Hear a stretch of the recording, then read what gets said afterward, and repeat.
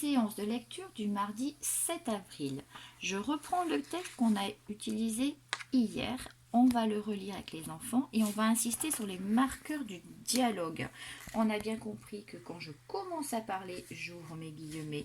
Quand c'est terminé, je les ferme. Et ce qui est important, ce sont les tirets pour savoir quand est-ce qu'on change de personnage. Donc l'idée, c'est aujourd'hui relire le texte à deux voix.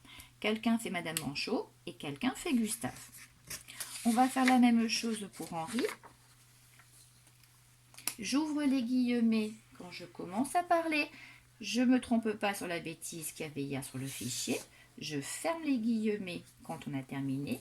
Je note les tirets pour savoir quand on change de personnage. Et on fait la lecture à deux voix puisque ça va être le boulot d'aujourd'hui. Voilà, parce que le fichier d'aujourd'hui, on va travailler sur le dialogue, mais sous forme de bulle. Donc c'est important de l'avoir vu.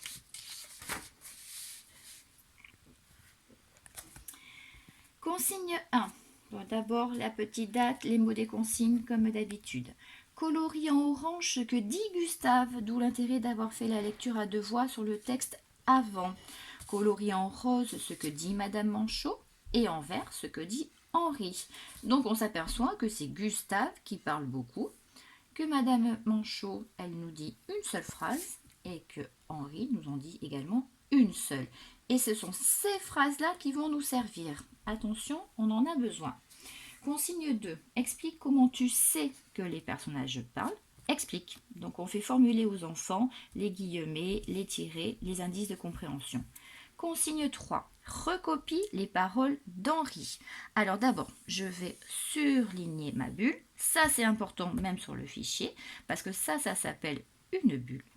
Donc c'est le nouveau mot qu'il faut apprendre. Et je recopie les paroles d'Henri. Les paroles d'Henri, je les ai ici en vert.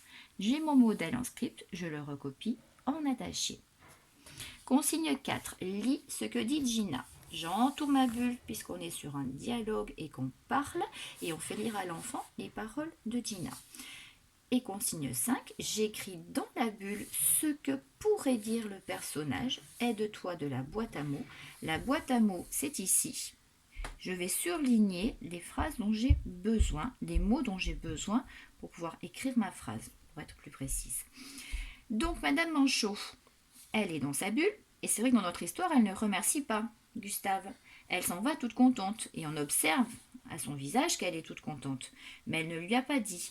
Donc aujourd'hui, on va essayer d'écrire la réponse. Donc moi, j'ai surligné pour Madame Manchot en rose. J'ai pris, mais c'est à titre d'exemple que les enfants peuvent fabriquer d'autres phrases avec ces mots-là. Merci, je suis au frais. Et j'ai écrit, je suis au frais, virgule. Merci Gustave, point d'exclamation. J'oublie pas la majuscule, j'oublie pas le point, j'oublie pas les virgules si j'en ai besoin. La ponctuation, c'est à vous de l'expliquer aux enfants. Pour Henri, j'ai choisi en vert, puisqu'il parlait en rose, il parlait en vert. Vite, trait. Je roule et je prends encore le merci. Je roule très vite, point d'exclamation.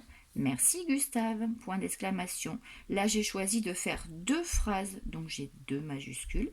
J'ai choisi d'en faire une seule. J'ai une seule majuscule au début, sachant que la majuscule de Gustave, c'est pour son prénom, elle ne compte pas.